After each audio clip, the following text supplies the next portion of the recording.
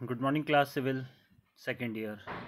आज हम आपके अप्लाइड मैकेनिक्स में हमने जो पिछला पढ़ा था कि लॉ ऑफ फोर्सेस पढ़ा था, उसमें हमने पढ़ा था कि पैरेललोग्राम लॉ ऑफ फोर्सेस और ट्रायंगल लॉ ऑफ फोर्सेस। ठीक है, तो पैरेललोग्राम लॉ ऑफ फोर्सेस में अब हम जो पढ़ते हैं, हमने पढ़ा था कि आपने एक फॉर्मूला पढ़ा था R इक्वस टू रूट में P square plus Q square plus 2pq cos theta.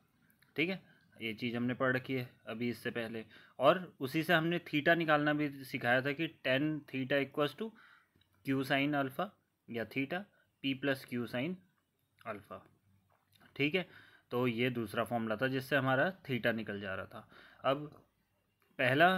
अब हम इसी से पहला जो क्वेश्चन शुरू करते हैं अपना, वो ये है कि आपके पास दो बल हैं। इसमें जैसे लिख रखा है देयर आर टू फोर, मतलब हिंदी में लिख रखा है दो बल 15 न्यूटन और 12 न्यूटन के एक दूसरे से कितने डिग्री पे हैं, 60 डिग्री पे हैं। वो दोनों आपस में कार्यरत कर रहे हैं। ठीक है, तो इसका परिणामी ज्ञात कीजिए। उसने सिंपली ऐसा कहा है कि इसका रिजल्टेंट निकालिए।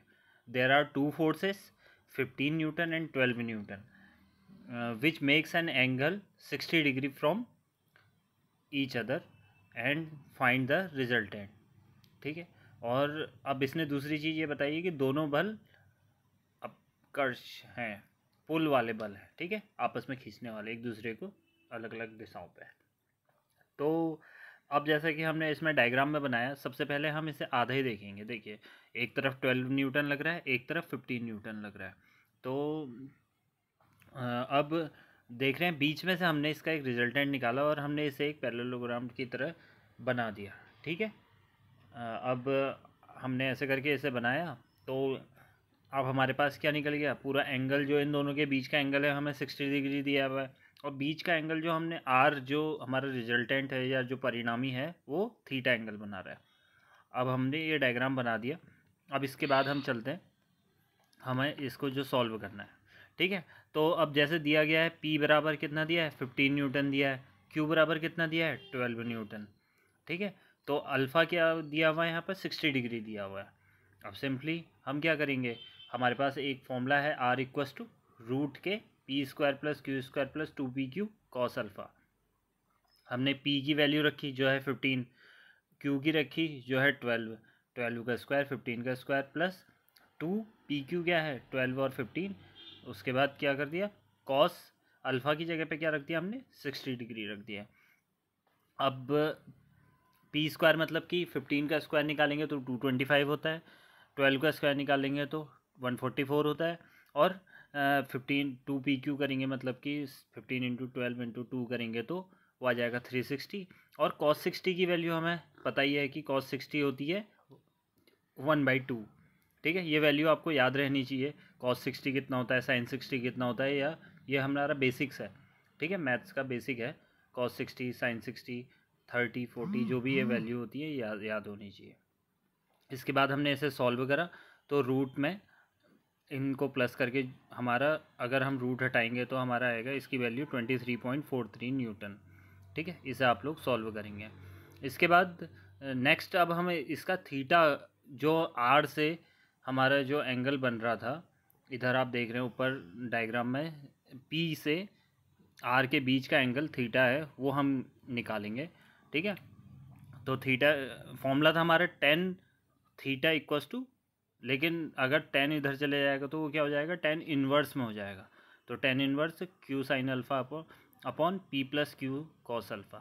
तो क्यू की वैल्यू हमें पता है, अल्फ़ा की वैल्यू हमें पता है, तो हम इसमें वैल्यू पुट करते हैं, तो हमारी जो थीटा है उसकी वैल्यू आ जाती है 10 इन्वर्स 0.494, और अल्फ़ा यहाँ पर जो हमारा थीटा आ जाता है वो 26.228 डिग्री आ जाता है।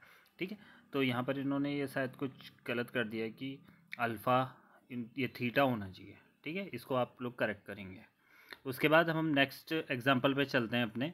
फिर से ये कह रहा है कि एक पिंड पर 6 तथा 12 न्यूटन के बल इस प्रकार लगे कि उनके बीच का, यही वही दोबारा से वही रिपीट हो रहा है कि एक तो 6 न्यूटन का है, एक 12 न्यूटन का है। ठीक है, उनके बीच का एंगल 120 डिग्री है, तो उनका आप क्या बताना है, रिजल्टेंट मतलब कि परिणामी बताना है। ठीक है, अब इसे ग्राफ विधि से भी मतलब ग्राफ, अब हमारे पास आपके पास दो विधियाँ थी, ग्राफी विधि जिसे हम कहते हैं ग्राफिकल मेथड, दूसरा है एनालिटिकल मेथड जिसे हम विश्लेषण विधि कहते हैं।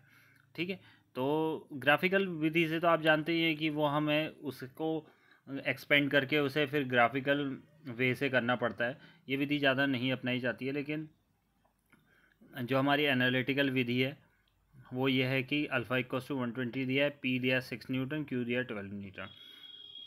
इसे आप फिर इसका कॉस, इसका ये डायग्राम बनेगा, डायग्राम इस तरीके से बन रहा है। उसके बाद आप देखेंगे रिजल्टेंट निकालने के लिए P square plus Q square plus 2pq cos alpha कर रखा है। कॉस अल्फ़ा ने आपने पहले ही वैल्यू निकाल दी है, कॉस 120 डिग्री इक्वस टू -1/2 होता है। ठीक है, ये आपको फाइंड आउट करनी पड़ेगी, आपको याद होनी चाहिए।